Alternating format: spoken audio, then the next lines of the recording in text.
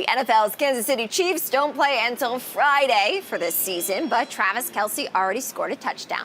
Last week, the Chiefs tight end and superstar recording artist Taylor Swift announced their engagement on Instagram.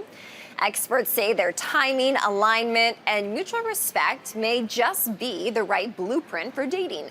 So ahead of National Matchmaker Day last Sunday, Ashley Mastronardi spoke more at length about it with Erica Kaplan, VP of Membership for a matchmaking service 3-Day Rule. Let's take a listen. Yes, it's been the engagement heard around the world, right? So I really think that for Taylor and Travis, it shows that timing is everything, right? What I've seen in matchmaking for the past decade of doing this is chemistry can grow, right? We really embrace the slow burn, but the timing absolutely must align. Taylor and Travis, they have mutual respect. They're different but equal, and they're really not competing for the spotlight. They're really supportive, equal partners, and I think that really is the recipe for a good partner. All right, you just mentioned being different but equal as a key to modern compatibility. How can people recognize that kind of balance in their own dating lives? Yeah, I mean, I think with Travis and Taylor, they're both no longer in building mode, right? They've accomplished a lot. They know who they are. They know what they themselves bring to the table, obviously on a very large scale level. But they're really in a place in their life where they can focus on building and nurturing the relationship rather than building and nurturing their career, so they can kind of walk side by side and support each other. All right, and National Matchmaker Day is this Sunday, August 31st. What is the difference between matchmaking and app dating? Like, what might you get from a matchmaker that you may not get on the apps? So what we actually do is we do the legwork for our clients, right? So what we do is we work one-on-one with our clients, we do the searching, we do the vetting, and so by the time they're meeting their match, they can focus on building a real relationship with someone who's already been vetted to share their goals, their values, their lifestyle, someone who's in the same stage of life.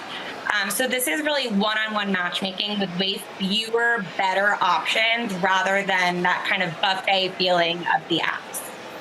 So I know Match.com has been around since the 90s, but we really saw dating apps come onto the scene in the early 2010s. Do you think apps have changed the dating game? And if so, how? Yeah, so Tinder now has been around about 13 years in September. And that actually means that a lot of singles have been dating on the apps for 13 years, right? So as tired as they were a few years ago from swiping, they're that much more tired now. There really is, I think, this analysis paralysis that a lot of daters have. They're spending a ton of time for not a lot of benefit. So this is really, I think we're really at a turning point in the dating landscape where people are looking to kind of slow things down, take a much slower pace, and focus on finding someone who really aligns with goals and values rather than just someone who checks the boxes. Do you think if someone has dating fatigue, perhaps they've been on the apps for 13 years, what are your suggestions? Do you think like shifting to a matchmaker or maybe taking a break, and coming back when you're ready, what are your suggestions around that?